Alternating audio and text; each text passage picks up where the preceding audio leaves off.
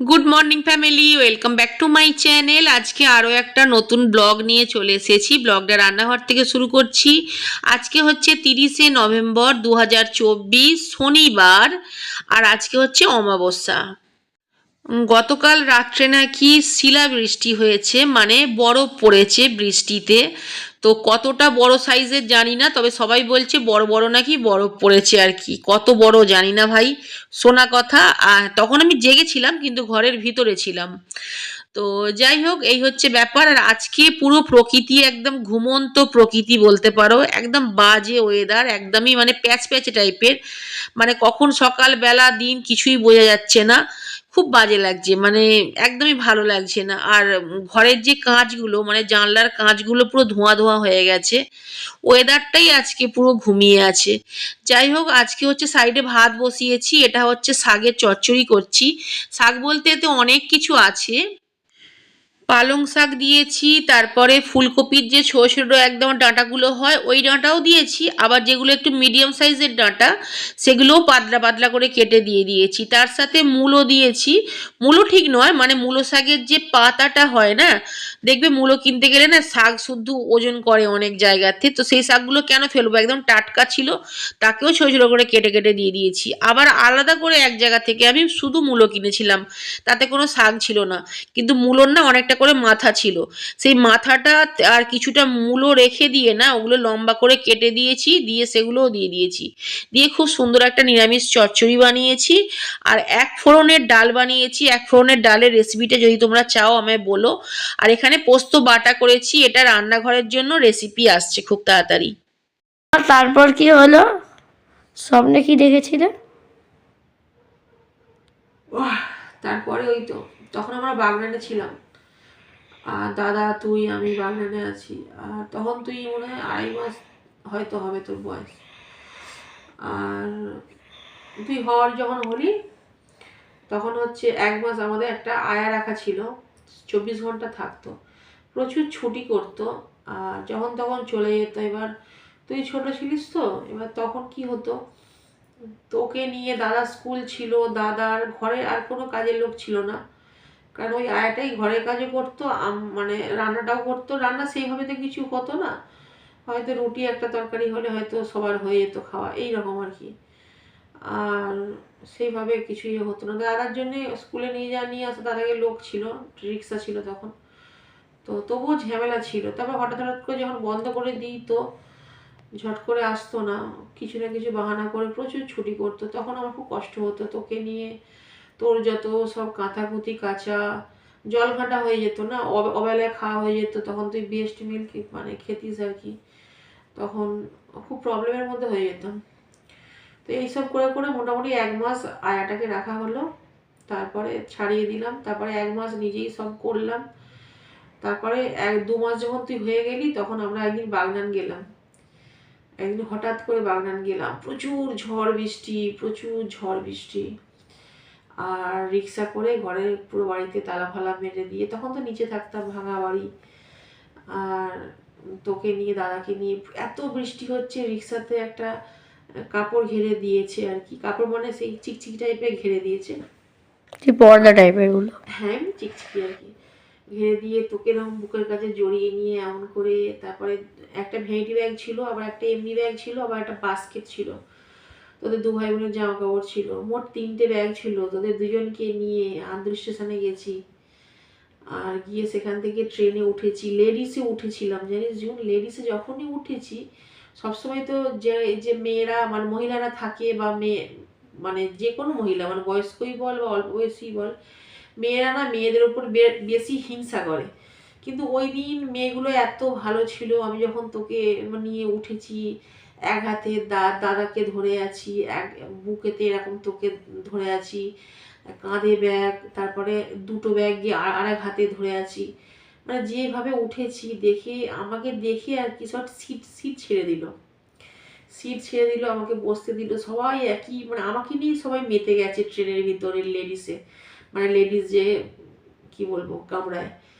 তো সবাই বলছে আর কি, বলছে এই কোথায় যাচ্ছ, এইভাবে বাচ্চা নিয়ে, ব্যাগ নিয়ে কি করে যাবে। আর তুই তো একটুখানি হয়েছিলিস, ছোট্ট একটু পুচকি হয়েছিলিস, তার ওপরে তখনও খুব একটা বাড়িস নি, 2 মাসে আর কতটাই বা বড় হবি। তো তারপরে যাই হোক, তারপরে গেলাম বাগনান স্টেশনে গিয়ে নামলাম। তারপরে ওইখানে মিমি আনতে এসেছিল, ওখানে মেজো মিমি আনতে এসেছিল। মেজো মিমি আনতে আসার পরে তারপরে মেজো মিমি আমাদেরকে সঙ্গে করে নিয়ে গেল, মানে বাগনান স্টেশনে আনতে এসেছিল, দাঁড়িয়েছিল, আমরা নামলাম ট্রেন থেকে। তো সেই বাড়িতেই স্বপ্ন দেখেছিলাম গণেশের। তার কদিন পর গণেশ পুজো ছিল, তারপরে 2-3 দিনের ভেতর গণেশ যখন, মানে আমি দেখেছি যে আমাদের যখন গণেশ পুজো হয়, মানে আগে থেকে কিছু প্রোগ্রাম থাকে না, যে আগে থেকে জানি পারবো না, করতে পারবো না, হবে না হবে না, কিন্তু গণেশ পুজোর 2 দিন আগে হঠাৎ সব ঠিক হয়ে যায়। পুরো মানে ক্রেডিট পুরো আমার গণেশের। আমার গণেশ ছাড়া আমি কিচ্ছু চিনি না। আমার গণেশ সব, মানে আমার বাড়িতে আমার, তোর পাপা ধর এই সবগুলো দেখে না, ঠিক আছে, পাপা নিজের কাজ নিয়ে ব্যস্ত। দাদা ছোট, তুই কত ছোট, আমি একজন মেয়ে ছেলে, মানে মানে কি বলবো, আন্দুলটা আমার কাছে একটা অচেনা জায়গা, একটা অচেনা শহর। আর বোম্বেতে আমি যেখানে থাকতাম ভাইন্দারে, সেখানটা আমার যতটা চেনা যায় না, কারণ সেখানে আমি 11 বছর সংসার করেছি, কিন্তু আন্দুলটা সেই হিসাবে তখন আমার চেনা জানা ছিল না। এখন অনেক হয়ে গেছে, কিন্তু সেই মুহূর্তে তো ছিল না, কারণ তার 1.5-2 বছর আগেই আমি কিন্তু দেশে শিফট হয়েছি। 1.5 বছর হয়তো হবে, 1.5 বছর আগে দেশে শিফট হয়েছি, মানে আন্দোলনে শিফট হয়েছি। তো সেই হিসাবে মানে হঠাৎ হঠাৎ জুন, তুই ভাবতে পারবি না, মানে বলে না যে ঠাকুর যখন, আমি তো এখনো দেখেছি, ঠাকুর যখন মনে করে যে না আমি ওর বাড়িতে যাব, ওর পুজো নেব, তখন সে নিজে সব ব্যবস্থা করে দেয়, সে নিজে সব ব্যবস্থা করে দেয়। এটা কে কি বলে জানি না, এটা আমি আমার জীবনে এটা ঘটে, আর এটা একবার না, এটা বারবার ঘটে। মানে আমাদের যেভাবে কিছু করতে পারবো না, নার্ভাস হয়ে যায়, আমি প্রচুর নার্ভাস হয়ে যাই, কিন্তু তারপরেও আমার গণেশ যা ঠিক করে দেয় গাইস, যা ঠিক করে দেয়, মানে সব কিছু, সব সব মানে কি রান্না হবে জানি, হয়তো আমরা 4 জন খাবো, ব্রাহ্মণকে একটু দেব জল টল কি একটু খাবার দেব, আর আমরা 3 জন। এছাড়াও আমাদের আলাদা ওই দিন কত লোকজন চলে আসে, ওই দিনেই চলে আসে হঠাৎ হঠাৎ।